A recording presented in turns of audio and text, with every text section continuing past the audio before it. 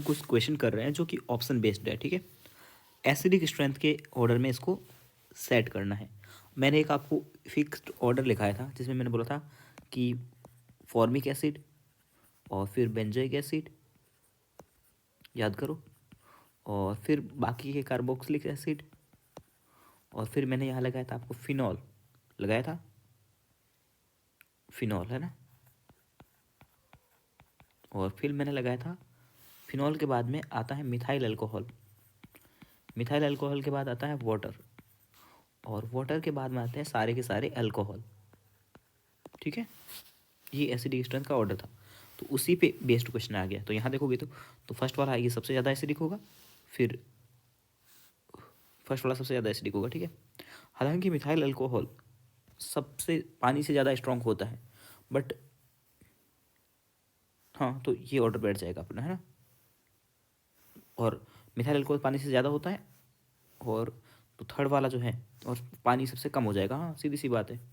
Okay, अगला question, strongest acid बताना है अपने से, इसमें से कॉमन क्या क्या चीज़ है, ये चीज़ कॉमन है सब में, ठीक है। उसके बाद में अपन देखते हैं कि इस पर CH3 लगा है, वो प्लस आई ग्रुप दिखाएगा।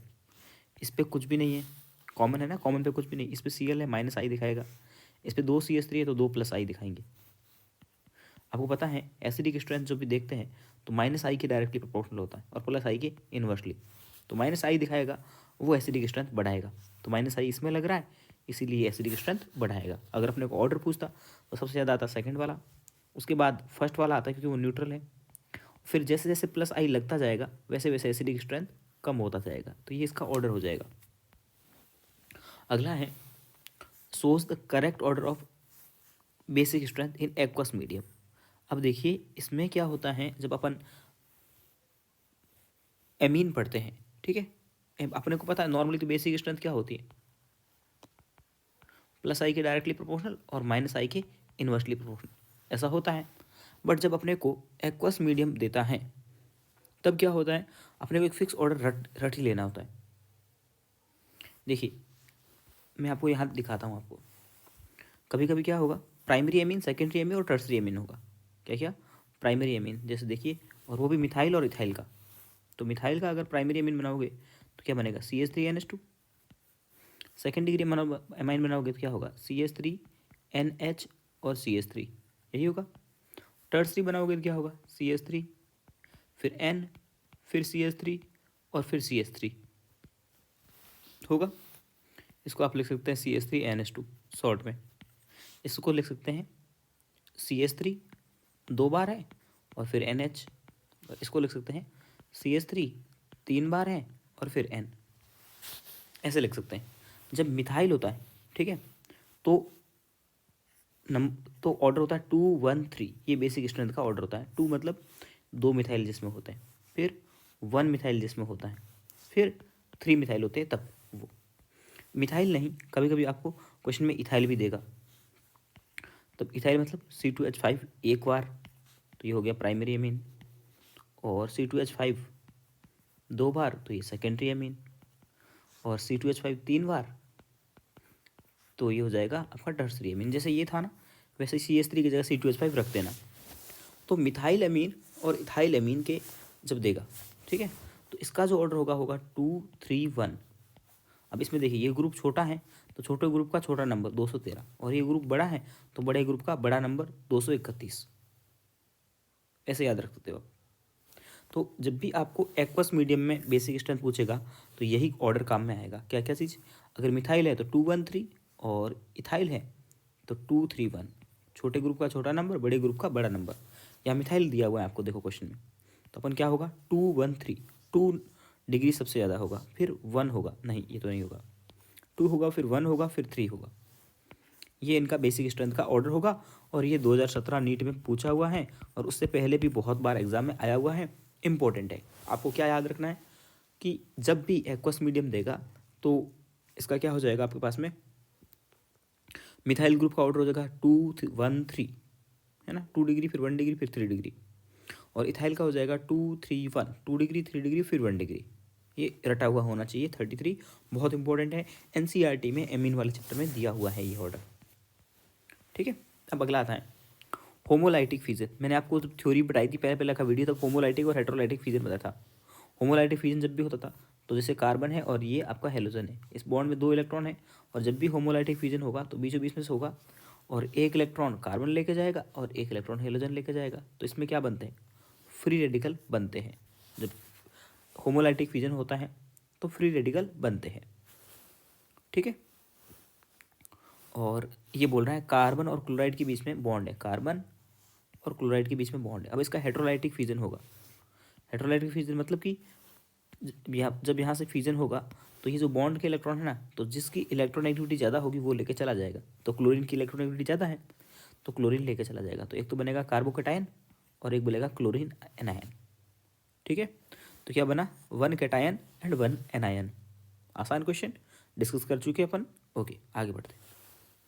हेट्रोलाइटिक फिजन कराना है, तो हेट्रोलाइटिक फिजन के लिए क्या जरूरी था, इलेक्ट्रोनेगेटिविटी। ठीक है, तो इलेक्ट्रोनेगेटिविटी का डिफरेंस जहाँ ज़्यादा होगा वहाँ पे हेट्रोलाइटिक फिजन होगा। कार्बन और कार्बन में तो इलेक्ट्रोनेगेटिविटी, अब इलेक्ट्रोनेगेटिविटी अपने पीरियोडिक टेबल से याद करो, इसकी 2.5, इसकी भी 2.5। यहाँ तो जिसकी ज़्यादा इलेक्ट्रोनेगेटिविटी होगी हेट्रोलाइटिक फिजन उसका उतना अच्छे से होगा। क्यों, क्योंकि जिसकी इलेक्ट्रोनेगेटिविटी ज़्यादा होगी वो इलेक्ट्रॉन को अपनी तरफ खींच के रखेगा डेल्टा इलेक्ट्रोनेगेटिविटी के डिफरेंस पे। यहाँ तो 0 है और इसकी 2.5 और इसकी तो बहुत कम होती है। ठीक है, बट आप जैसे देखोगे ना, आपका हाइड्रोजन की देखो ही मत, और कार्बन और देखो ऐसा होता है, कार्बन, नाइट्रोजन, ऑक्सीजन, फ्लोरीन और हाइड्रोजन इधर होता है। तो अब जिसमें ज़्यादा डिफरेंस होता है, किस में ज़्यादा डिफरेंस है, जो दूर दूर है, तब देखोगे ना तो इन दोनों की इलेक्ट्रोनेगेटिविटी का डिफरेंस बहुत ज़्यादा है, और इलेक्ट्रोनेगेटिविटी की डिफरेंस ज़्यादा है तो क्या होगा, जो बॉन्ड के इलेक्ट्रॉन है वो किसी एक एटम के पास में ज़्यादा रहेंगे तो वो आसानी से हेट्रोलाइटिक क्लीवेज करेगा। चलिए आगे का क्वेश्चन 37 बोलता है करेक्ट स्टेटमेंट इसमें से पहचानना अपने को।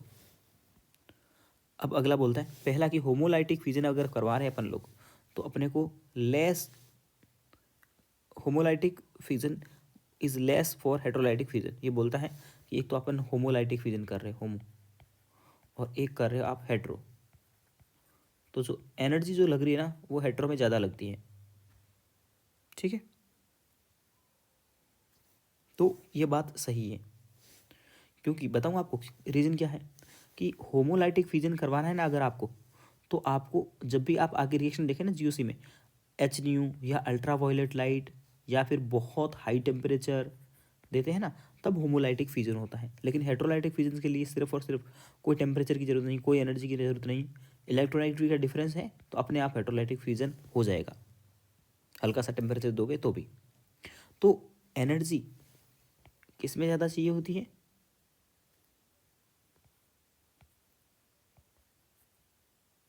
हेट्रो वाले। Energy needed is homolytic fission is less than that required heterolytic bond fission.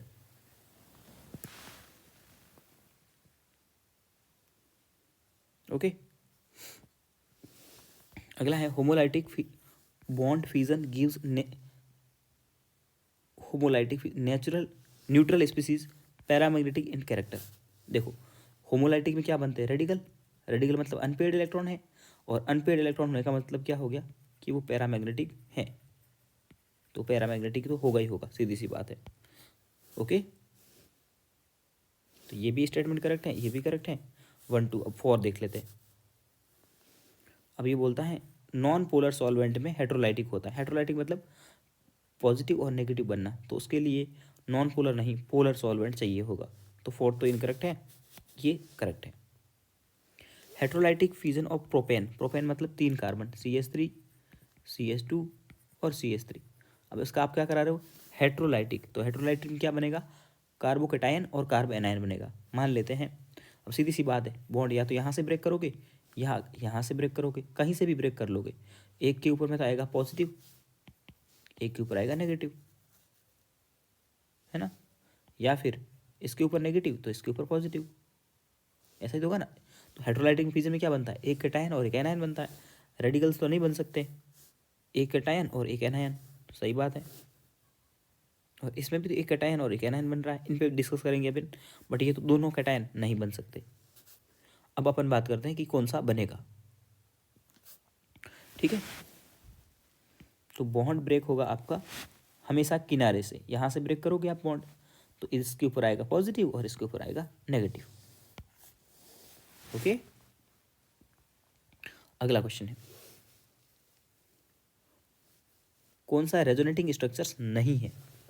देखो, मैंने आपको बताया था कि आप लोगों को रेजोनेंस के बारे में बस इतना ही याद रखना कि कौन रेजोनेंस शो करता है, कौन शो नहीं करता है।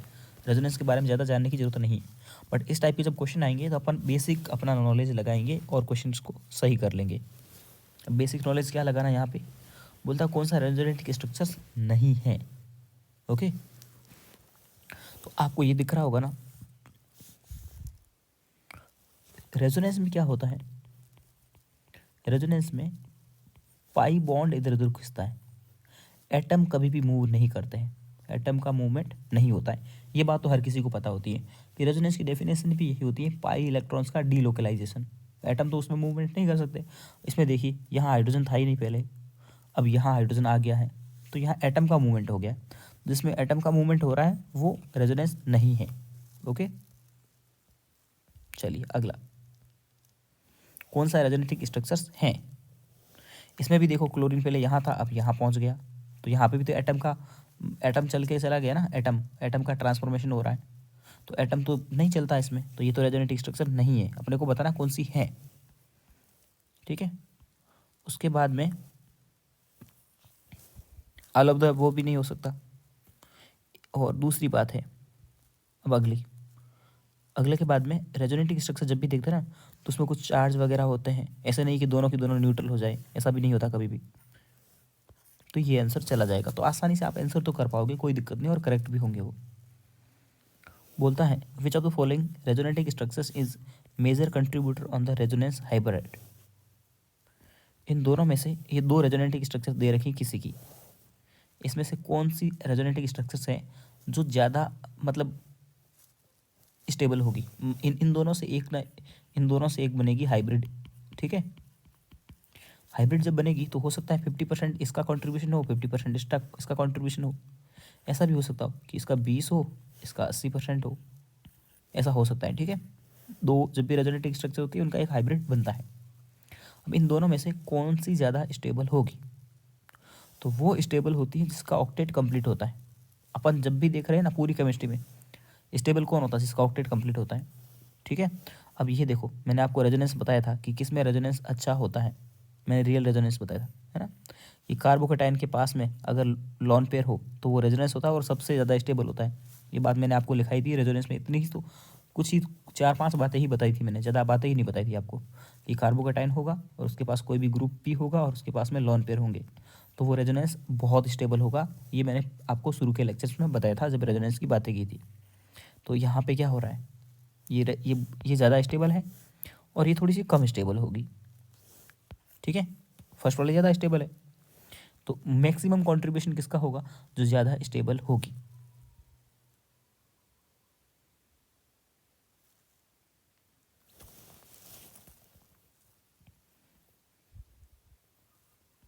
अगला है, अब अगला आ रहा है रेजोनेटिंग स्ट्रक्चर्स की स्टेबिलिटी। ठीक है, तो मैं आपको एक, अभी तक मैंने आपको नहीं बताया था कि रेजोनेटिंग स्ट्रक्चर्स की स्टेबिलिटी कैसे देखते हैं, बट अब मैं आपको बताने जा रहा हूँ कि रेजोनेटिंग स्ट्रक्चर्स की स्टेबिलिटी कैसे देखते हैं। तो रेजोनेटिंग स्ट्रक्चर्स की स्टेबिलिटी देखने के लिए सबसे पहले देखते हैं अपन लोग न्यूट्रल, और पहले देखेंगे न्यूट्रल कौन कौन है। तो न्यूट्रल होगा ना, वो चार्ज वाले से ज़्यादा स्टेबल होगा। पहला पॉइंट यही देखना है। क्या देखना है अपने को, न्यूट्रल और चार्ज में से, न्यूट्रल और चार्ज में से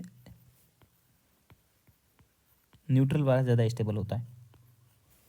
ओके, अब इसमें आपको देखोगे तो ये न्यूट्रल है और ये तीनों के तीनों चार्ज है। तो इनमें से कौन सा ज़्यादा स्टेबल होगा इन तीनों के कंपेयर में, फर्स्ट वाला ज़्यादा कंपेयर होगा, स्टेबल होगा, क्योंकि वो न्यूट्रल है। तो इस ये हो सकता है, ये हो सकता है, ये हो सकता है। ठीक है, उसके बाद में आप देखोगे कौन सा स्टेबल होगा, उसके बाद में एक होगा ऑक्टेट कंप्लीट, उसके बाद ऑक्टेट चेक करना है।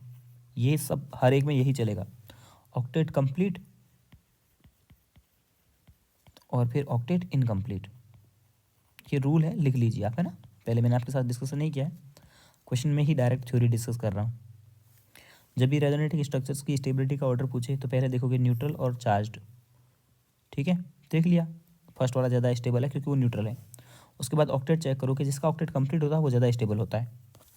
अब ऑक्टेट कैसे चेक करते हैं वो अपन इनऑर्गेनिक में सीख चुके हैं, केमिकल बॉन्डिंग में, ठीक है। इसकी एक ट्रिक दिखाता हूँ आपको दूसरे वाले रूल की, यहाँ लिखाता हूँ। ऑक्सीजन या हेलोजन, ठीक है, आपके जब भी सिंगल बॉन्ड से बॉन्ड होगा और उनके ऊपर नेगेटिव चार्ज होगा तब उनका ऑक्टेट कंप्लीट होगा, वरना कभी होगा ही नहीं, ठीक है। और वैसे आप चेक कर सकते हो। और एक बात आप सीख के आए होते हैं पहले से, कार्बोकेटाइन और कार्बेनाइन जब अपन ने पढ़ा था डिटेल में तो आपने देखा था कार्बोकेटाइन का ऑक्टेट इनकम्प्लीट था, याद करो। जीओसी में अपन ने कार्बोकेटाइन और कार्बेनाइन को डिटेल में पढ़ा था, कार्बन फ्री रेडिकल वगैरह को। तो और कार्बेनाइन में से कार्बेनाइन का कंप्लीट होता है, याद करो, याद करो चीज़ें। ऐसे बैठ बैठ के चेक नहीं करने बैठेंगे पूरा तरीके से, यहाँ ट्रिक से काम में लेंगे अपन। जब भी स्ट्रक्चर, रेजोनेटिंग स्ट्रक्चर की स्टेबिलिटी पूछेगा, नेगेटिव वाले को नेगेटिव, पॉजिटिव वाले को कम स्टेबल बताएंगे, न्यूट्रल वाले को ज़्यादा बताएंगे। फिर ऑक्टेट कंप्लीट चेक करेंगे, जिसका ऑक्टेट कंप्लीट होगा वो ज़्यादा स्टेबल होगा इनकम्प्लीट वाले की कंपेयर में, ठीक है। कैसे चेक करेंगे, क्योंकि अपने को ये इन्फॉर्मेशन पहले से पता है, कार्बोकेटाइन का ऑक्टेट इनकम्प्लीट होता है।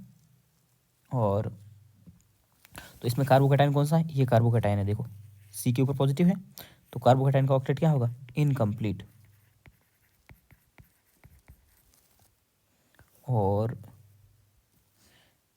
ऑक्सीजन के ऊपर में नेगेटिव चार्ज नहीं होगा तब तक वो इनकम्प्लीट होगा, होगा बिल्कुल।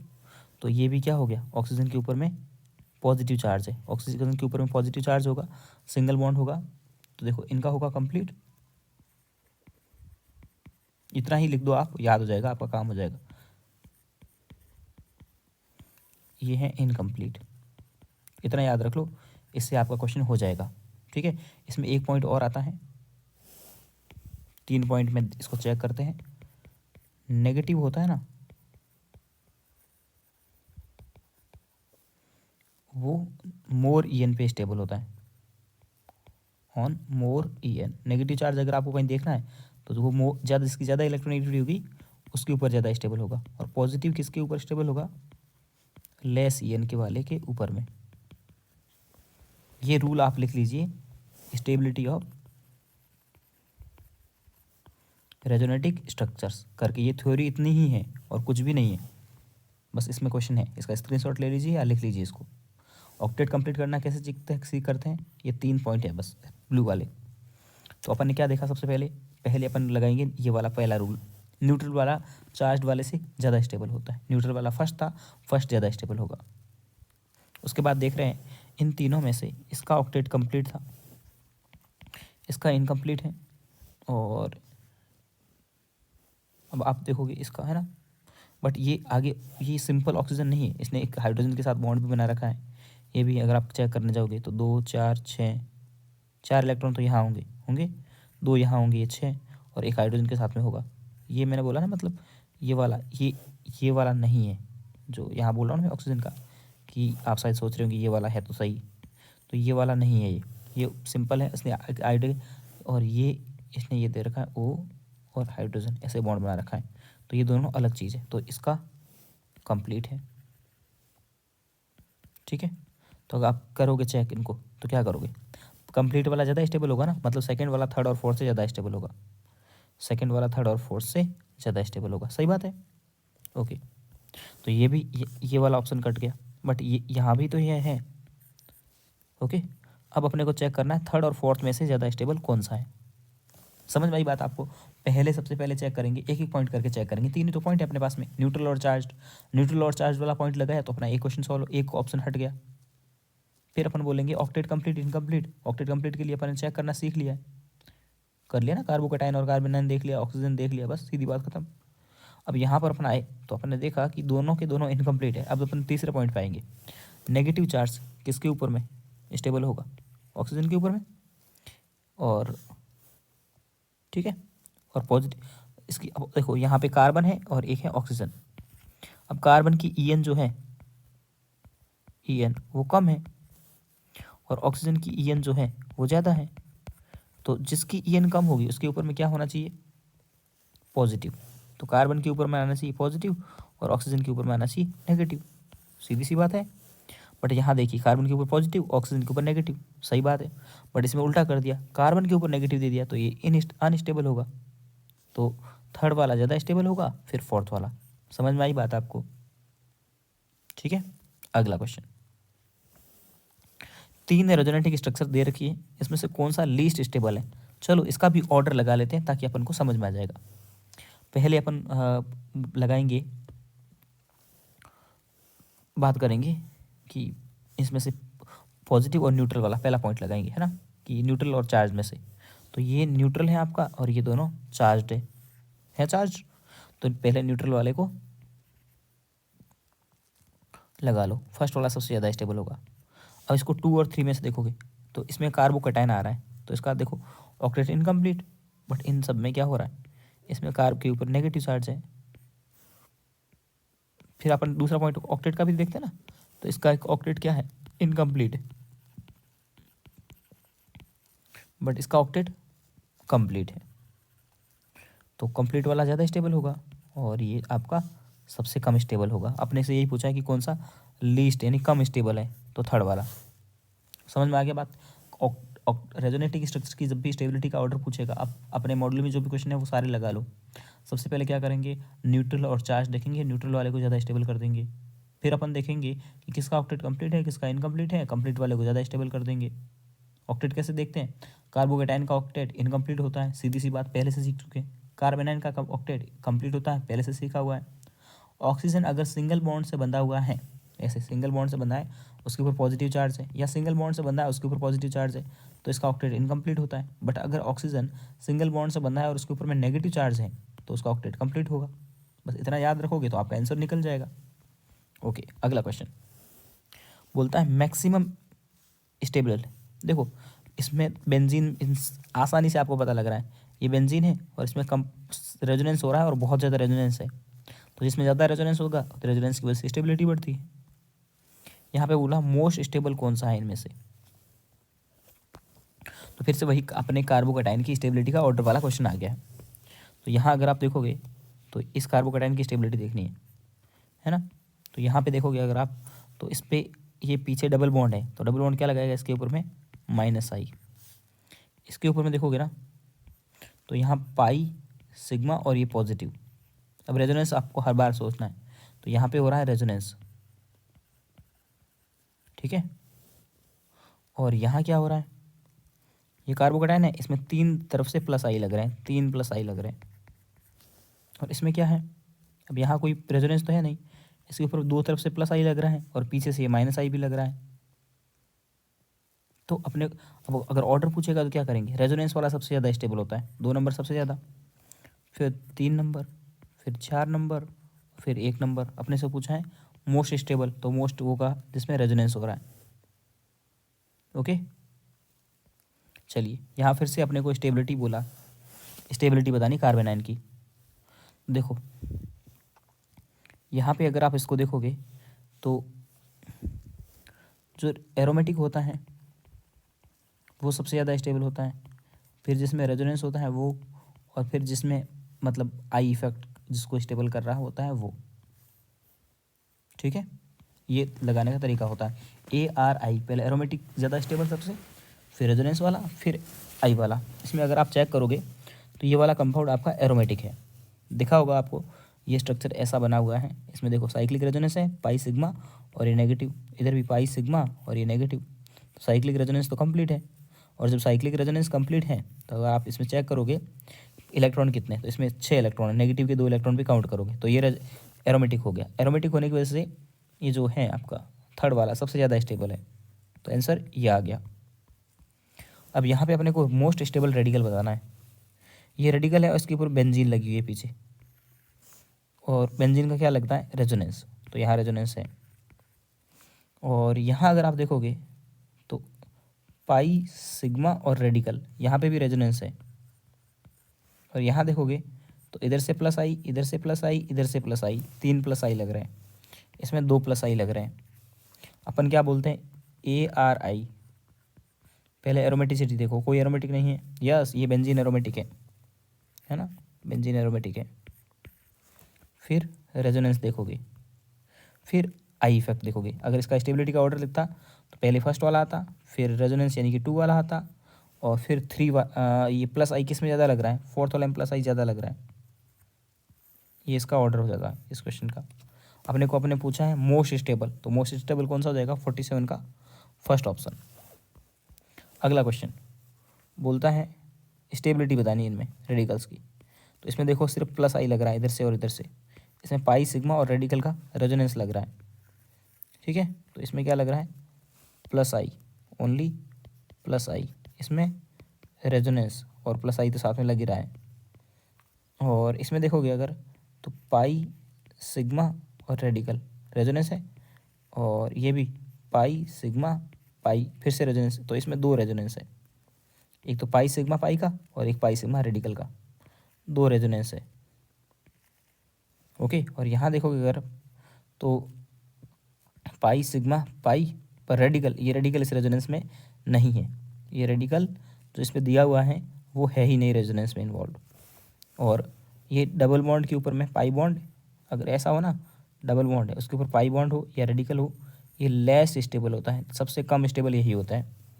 तो यहाँ पे 2 रेजोनेंस है थर्ड वाले में, थर्ड वाला सबसे ज़्यादा होगा और फोर्थ वाला सबसे कम होगा। अगला है कार्बोकैटायन में बी स्टेबल बाई।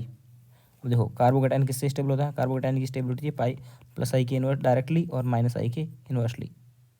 बट आप यहाँ ऑप्शन पढ़ेंगे pi bond only at allylic position. Allylic का मतलब होगा, अब एलाइलिक विनाइलिक आपको सिखाए थे जब नेमिंग बताई थी।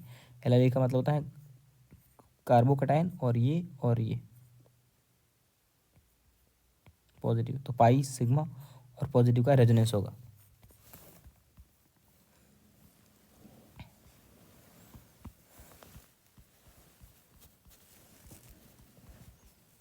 ओके यहाँ बोलता है कि मतलब अपने को बताना किस में फर्स्ट और सेकंड में से कार्बोकैटायन फर्स्ट मतलब कम स्टेबल है, ठीक है। इस पहले में देखोगे तो यहाँ पे बेंजीन है और फिर कार्बोकैटायन है, तो यहाँ पे लगेगा एरोमेटिसिटी, और यहाँ पाई, सिग्मा और पॉजिटिव यहाँ लगेगा रेजोनेंस, ठीक है। तो इसमें तो ये वाला ज़्यादा स्टेबल होगा ना, पहले एरोमेटिसिटी फिर रेजोनेंस और फिर आई इफेक्ट, तो पहला वाला ये ज़्यादा स्टेबल है। बट अपने को बताना कि पहला वाला कम किस में है, ये तो नहीं है आंसर। चलिए और उसके बाद अपन चलते हैं इसमें, तो इसमें भी आप देखोगे पाई, सिग्मा और पॉजिटिव रेजोनेंस है यहाँ पे, बट यहाँ पे पाई, सिग्मा, सिग्मा पॉजिटिव रेजोनेंस नहीं है, तो ये क्या लगाएगा, माइनस आई, तो रेजोनेंस वाला ज़्यादा स्टेबल होगा आई इफेक्ट से, तो ये भी आंसर नहीं है। यहाँ अगर आप देखोगे तो आप देखोगे इसमें सीधा का सीधा ये डबल बॉन्ड लगा हुआ है इस कार्बोकैटायन पे, तो ये लगाएगा माइनस आई और इसमें ये लगाएगा प्लस आई, तो ये वाला ज़्यादा स्टेबल होगा, तो पहला वाला कम स्टेबल है। और ऐसा ही ऑप्शन ढूंढना था जिसमें पहले वाला कम स्टेबल हो। अब इसमें अगर आप देखोगे स्टेबिलिटी का ऑर्डर, तो मैंने आपको एक चीज़ तो ये बताई थी, कार्बोकैटायन के पास में अगर कोई लॉन पेयर वाला मिल जाए तो सबसे ज़्यादा स्टेबल होता है। तो इसमें अगर आप देखोगे तो ये जो है ये, इसको अगर आप ओपन करके देखोगे तो हाइड्रोजन तो ऐसे नीचे लगा होगा और ऑक्सीजन यहाँ होगा और उसके पास में लॉन पेयर होगा, तो ये जो है आपका सबसे ज़्यादा स्टेबल तो यही है, ओके। तो सेकेंड वाला सबसे ज़्यादा स्टेबल। अब ये बोलता है फ्री रेडिकल की स्टेबिलिटी बतानी है। फ्री रेडिकल का मतलब इस तरह से प्लस ही होता है और कुछ भी नहीं है, ठीक है। और मैंने बताया आपको डबल बॉन्ड के ऊपर में पॉजिटिव चार्ज अगर हो तो वो लीस्ट स्टेबल होता है, तीनों में है यहाँ स्टेबिलिटी है। यहाँ क्या लगेगा, माइनस आई लगेगा, यहाँ पे भी क्या लगेगा, माइनस आई, और यहाँ क्या लगेगा, माइनस आई, ठीक है। तो माइनस आई सबसे ज़्यादा किस में लग रहा है, सबसे कम जिसमें लगेगा, इसमें देखो 3 बॉन्ड का माइनस आई लग रहा है, और यहाँ ट्रिपल बॉन्ड का माइनस आई लग रहा है जिसकी पावर बहुत ज़्यादा होती है, बट इसमें माइनस आई कम लग रहा है, तो जिसका माइनस आई कम लग रहा है वो ज़्यादा स्टेबल होगा। अगला question, correct for nucleophile. Nucleophile क्या थे? जिसको न्यूक्लियस की रिक्वायरमेंट थी। ओके,